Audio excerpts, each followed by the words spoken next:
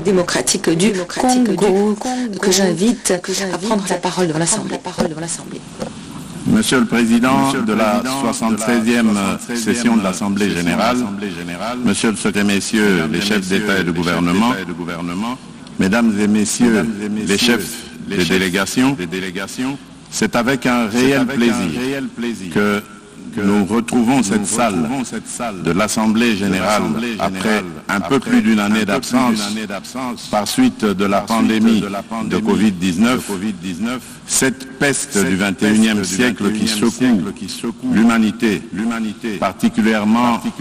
par le nombre élevé de ses victimes, la destruction des économies des nations et l'aggravation de la pauvreté dans le monde.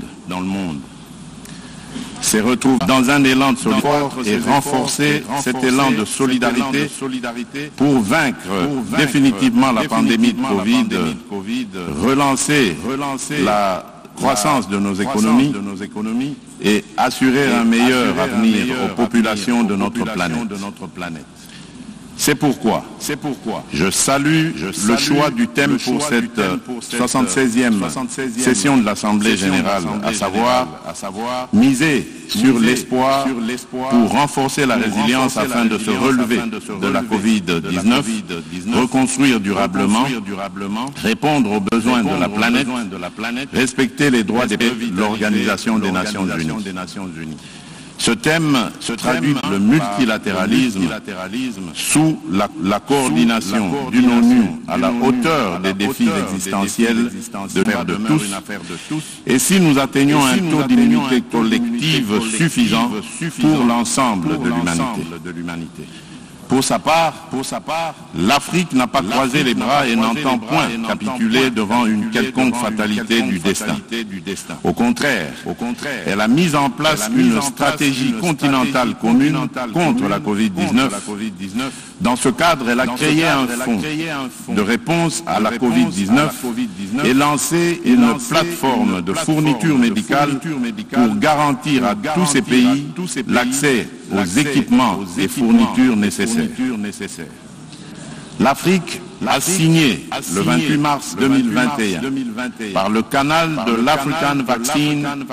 Acquisition Trust, AVAT en sigle, un accord pour l'achat de 220 millions de doses de vaccins, et certains pays africains ont initié le projet de création de l'Agence africaine de médicaments. D'autres produisent déjà des vaccins sous licence. D'ici janvier 2022, le nombre de vaccins à distribuer dépassera dans notre continent les 25 millions de doses par mois. Des chercheurs africains de renommée mondiale en sciences médicales ont proposé une gamme de remèdes efficaces contre le coronavirus qui méritent d'être soutenus par notre organisation mondiale et les institutions scientifiques spécialisées. À ce sujet, je saisis cette occasion pour remercier tous les partenaires qui ont apporté leur appui aux efforts du continent dans la lutte contre cette pandémie. Quoi qu'il en soit, tout en nous félicitant des projets incontestables de la science médicale en ce qui concerne le dépistage du virus et l'invention du vaccin dans un temps record, il y a lieu de constater malheureusement que le mal est encore loin d'être éradiqué. La récurrence de la pandémie, qui comme une hydre en est à sa troisième vague, plus virulente que les précédentes, notamment en Afrique et dans d'autres contrées du monde, inquiète et consume les espoirs suscités par ces avancées significatives. C'est pourquoi, pour renverser définitivement la tendance actuelle, les actions ci-après me paraissent urgentes. Premièrement, augmenter la capacité des tests dans les pays qui ne disposent pas de produits de laboratoire requis. Deuxièmement,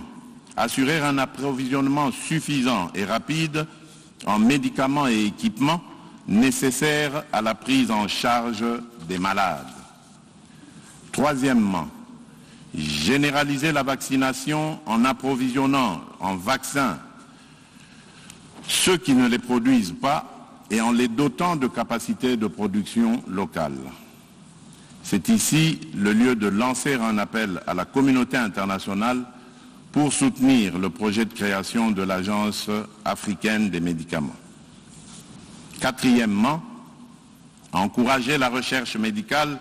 et accroître la coopération scientifique entre les institutions universitaires. Et enfin, cinquièmement, soutenir les politiques de réforme de structures sanitaires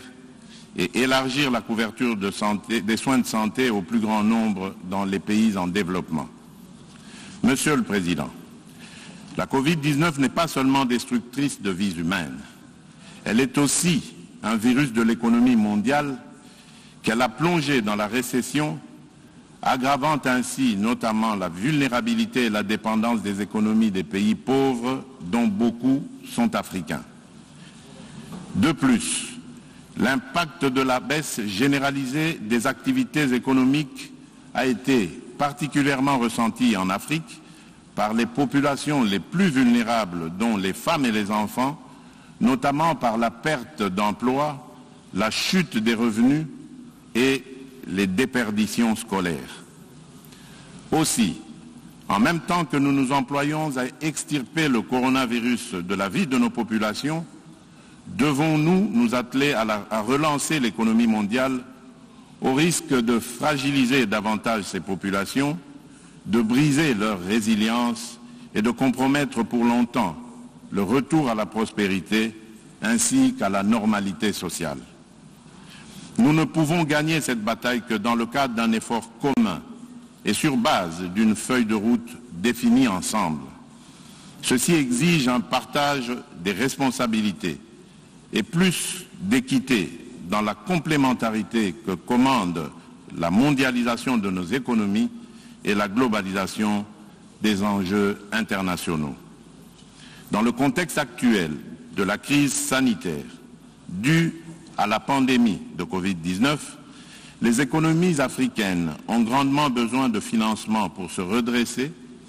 cela d'autant plus que les efforts pour amortir le choc de la pandémie et limiter ses dégâts collatéraux se sont avérés nettement insuffisants comparativement aux pays nantis. Dès lors, la reprise qui s'amorce risque d'être inégale, creusant ainsi davantage les écarts entre l'Afrique et le reste du monde.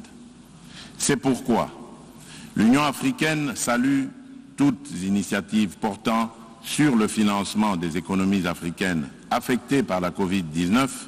notamment celle du G20 sur la suspension du service de la dette et du cadre commun pour la restructuration de la dette, celle du sommet de Paris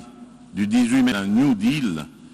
celle du 4e sommet du pacte G20 pour l'Afrique, aussi appelé Compact with Africa, de la reconstitution ambitieuse des ressources de l'IDA 20 et surtout de la nouvelle allocation de 650 milliards de dollars américains de droits de tirage spéciaux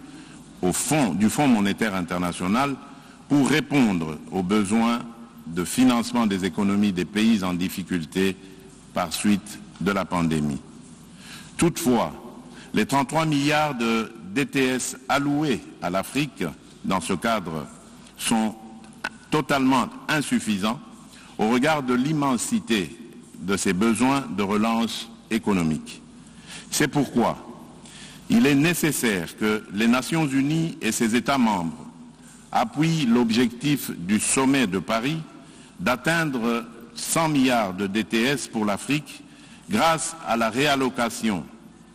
aux pays pauvres de 25% de DTS alloués aux pays riches. Au demeurant,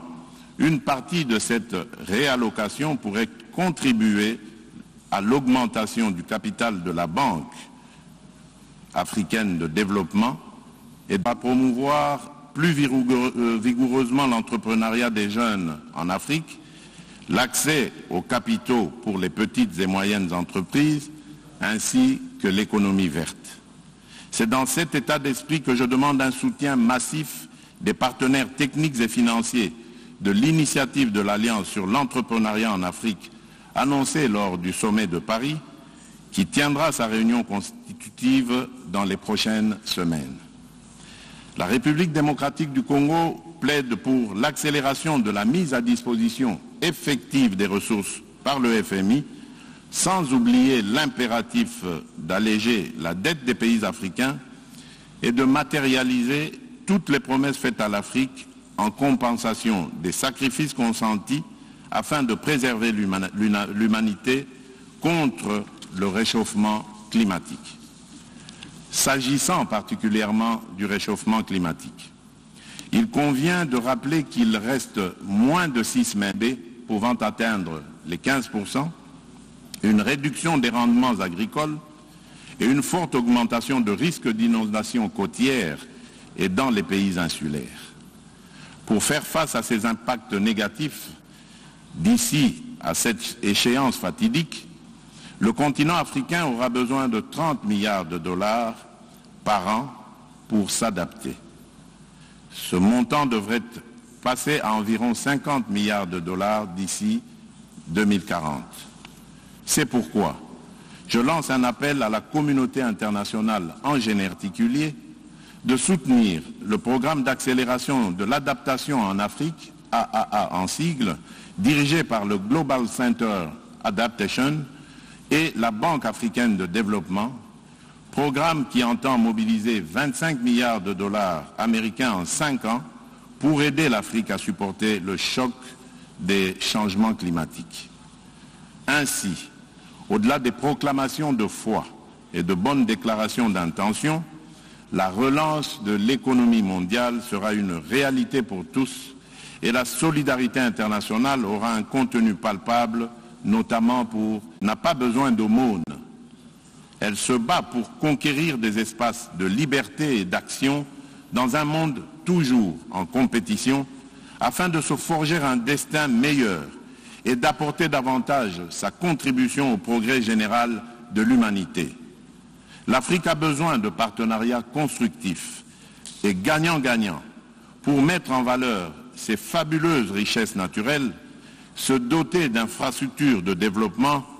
et améliorer les conditions de vie de ces populations adéquates, la bonne gouvernance et l'intégration régionale.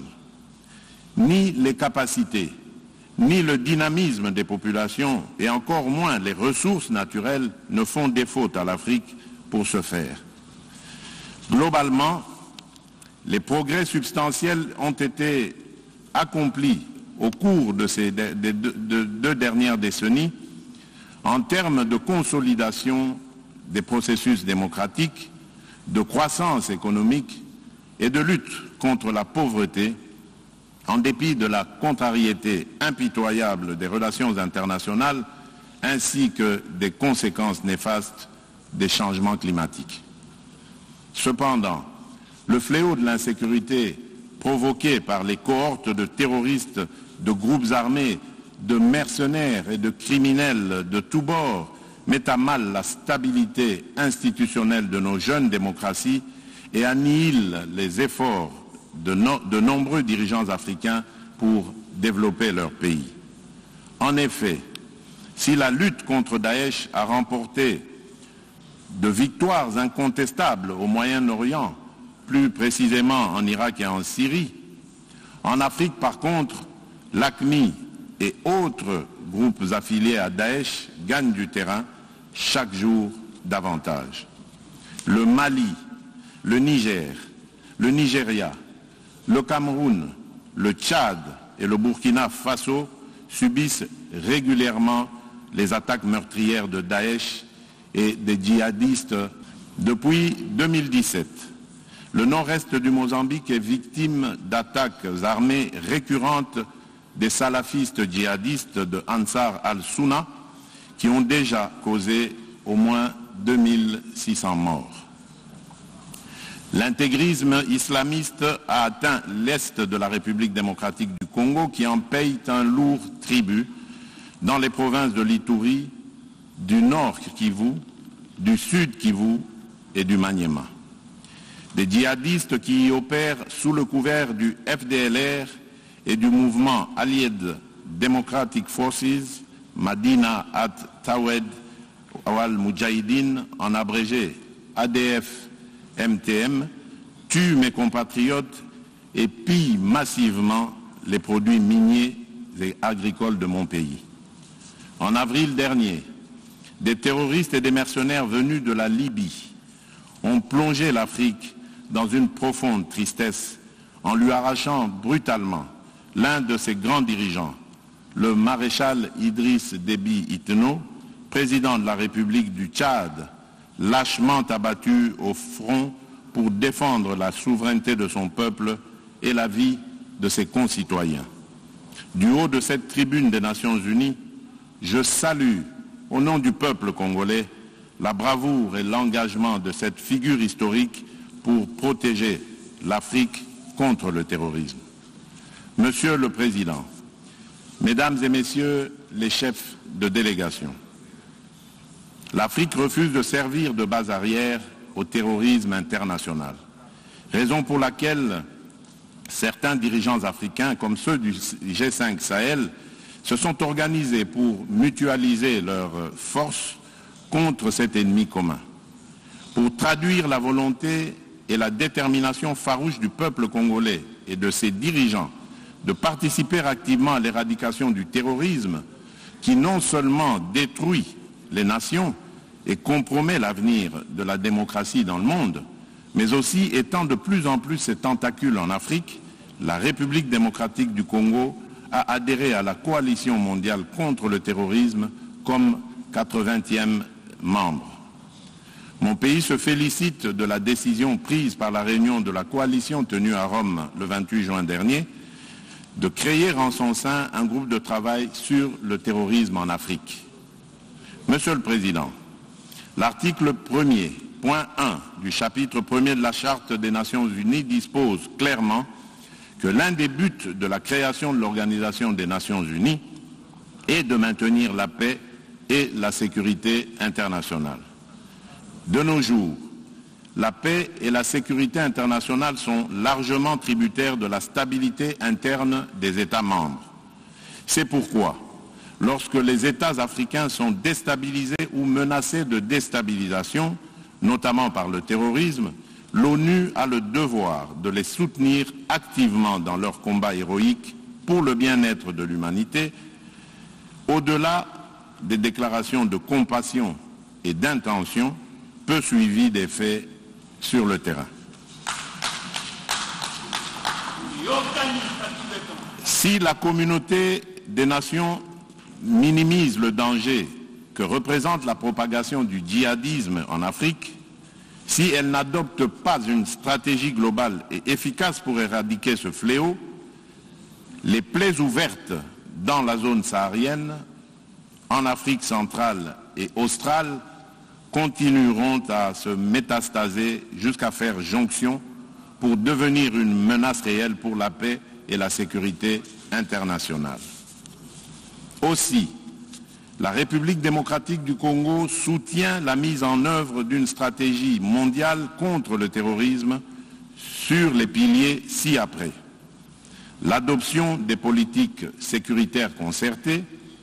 le renforcement des moyens des États, notamment par la mutualisation des ressources et l'échange d'informations sécuritaires,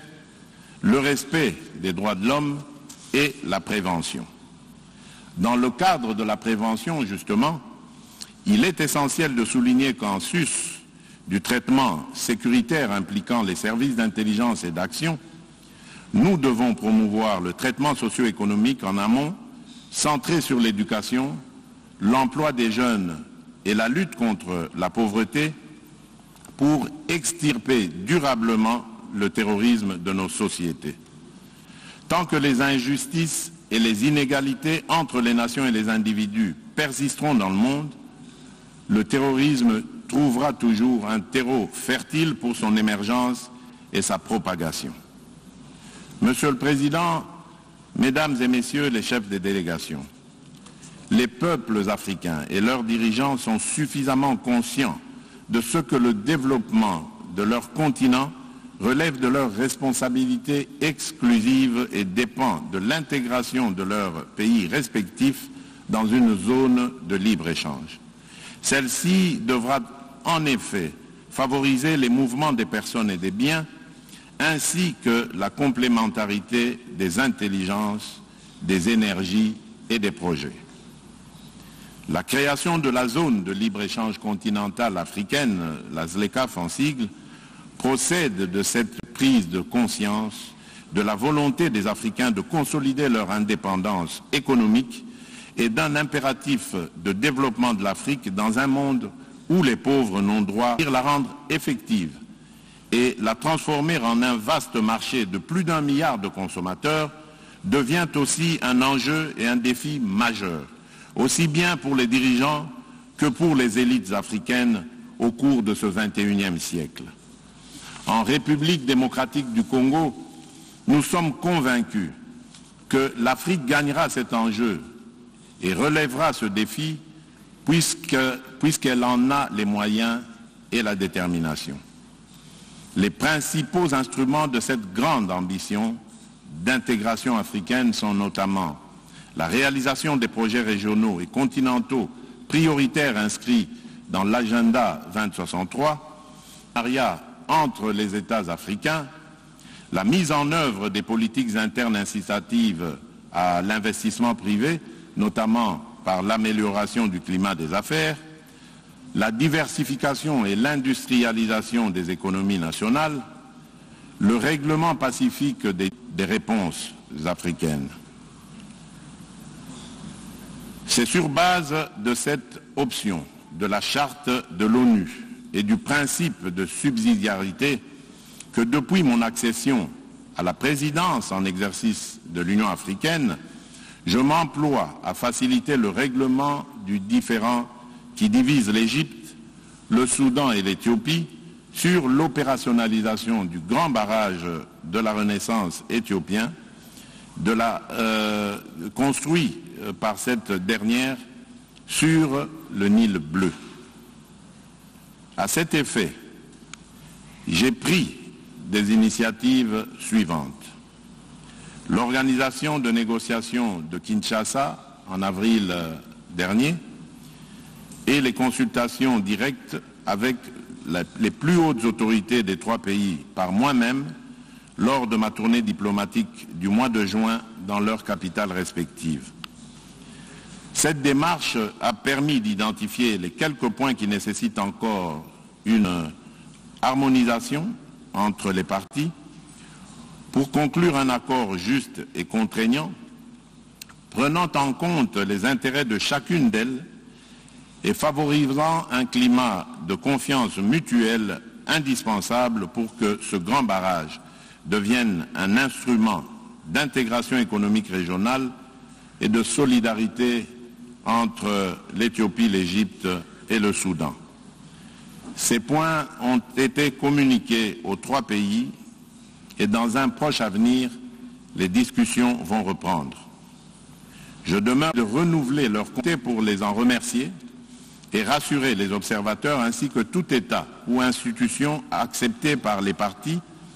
que leur accompagnement sera le bienvenu. Monsieur le Président, ces derniers temps, des crises politiques ont éclaté dans quelques États en Afrique. Ces crises ne peuvent pas occulter les énormes progrès accomplis par la majorité des pays africains en matière de démocratie et de bonne gouvernance. Je voudrais rassurer la communauté des nations que le processus de démocratisation reste irréversible en Afrique. Les soubresauts du moment ne sont que les avatars d'un processus démocratique laborieux, certes, mais qui se construit avec le temps et pierre par pierre. Les peuples africains ne toléreront plus de régime. C'est ainsi que le peuple congolais poursuit sa noble et exaltante lutte contre la dictature, l'autocratie et les antivaleurs qui structurent encore notre agir. Dans ce cadre, dès mon accession à la magistrature suprême, j'ai entrepris des actions et des réformes politiques et économiques profondes. Je me suis farouchement opposé à toute velléité de perpétuer le règne des antivaleurs fondées sur la prédation et les violations des droits humains, ce qui a conduit aux ajustements institutionnels de décembre 2020 et du premier trimestre 2021 économique, la République démocratique du Congo est entrée en programme avec le Fonds monétaire international au mois de juin dernier et bénéficie de l'assistance de la Banque mondiale pour réaliser de grands projets sociaux et des infrastructures de base. À la faveur de la mise en œuvre de réformes courageuses, la croissance économique s'est accélérée pour dépasser les 5% l'an, l'inflation s'est décélérée et la monnaie nationale, le franc congolais, s'est stabilisée sur le marché des changes. Puisque l'amélioration des recettes internes est une de nos priorités et le gouvernement de la République démocratique du Congo conduit, depuis mon avènement à la tête du pays, une politique rigoureuse de lutte contre la corruption, les détournements de deniers publics et l'impunité. Les résultats sont déjà perceptibles avec l'augmentation substantielle de recettes depuis le second trimestre de cette année. Par ailleurs, nous ne cessons de sillonner l'Afrique et le monde pour réchauffer la coopération multilatérale et bilatérale et inviter les investisseurs en République démocratique du Congo afin de créer des richesses et des emplois en faveur de notre jeunesse. Aussi, le gouvernement de la République a-t-il déjà conclu des accords de partenariat avec plusieurs pays et groupes d'investisseurs privés. Nous sommes au risque d'entraver la marche victorieuse de la République démocratique du Congo, en proie depuis 2 décennies à des attaques meurtrières et aux razzias récurrentes d'une multitude de groupes armés au sein desquels se trouvent des terroristes islamistes. Il n'est un secret pour personne que ces attaques ont causé des milliers de morts et de déplacés, des viols de femmes et des viols. Face à la persistance de ce cancer qui mine le pays au nord-est et aux difficultés rencontrées par les troupes de la mission des Nations Unies pour la stabilité du Congo, sur le théâtre des opérations, j'ai décidé, en vertu de ce régime constitutionnel d'exception, les forces armées de la République assument des opérations militaires. Grâce à l'état de siège, des avancées importantes ont été réalisées, notamment la neutralisation de plusieurs centaines de miliciens, les redditions de nombreux éléments de ces groupes armés, la récupération d'armes et de munitions par les forces armées de la République, le démantèlement de plusieurs réseaux de trafic illicites d'armes, de munitions, de minerais et de ravitaillement des groupes armés en produits divers. La récupération de nombreuses localités de l'Est du pays qui étaient jadis occupées par des rebelles, la libération de nombreux otages autrefois détenus par les groupes armés dont les ADF, la réouverture de certains axes routiers importants qui étaient jadis sous le contrôle des forces négatives et la réduction sensible des incursions contre la population civile. Ces résultats constituent une opportunité à capitaliser en nous mobilisant tous, communauté internationale, dirigeants et peuples congolais, afin d'en finir, une fois pour toutes, avec le cycle infernal de la violence imposée par les forces négatives qui écument le nord-est de la République démocratique du Congo, et de consolider la paix, la sécurité et la stabilité dans la région des Grands Lacs. C'est pour cette raison que le gouvernement de la République démocratique du Congo maintient et amplifie la pression sur les groupes armés et leurs complices et que l'état de siège ne sera levé que quand les circonstances qui l'ont motivé disparaîtront. En outre, il est essentiel que l'application à la République démocratique du Congo des mesures de notification préalables au comité des sanctions de l'ONU, imposées par le paragraphe 5 de la résolution 1807 pour toute importation d'effets militaires par le gouvernement de mon pays ou toute prestation d'assistance institutionnelle d'assurance. Des sanctions sévères et exemplaires soient prises contre tous les réseaux mafieux, qu'il s'agisse de pays de transit ou de destination, ou encore contre les multinationales qui exploitent illégalement les minerais de mon pays et alimentent en échange les groupes armés en armes et munitions, pérennisant ainsi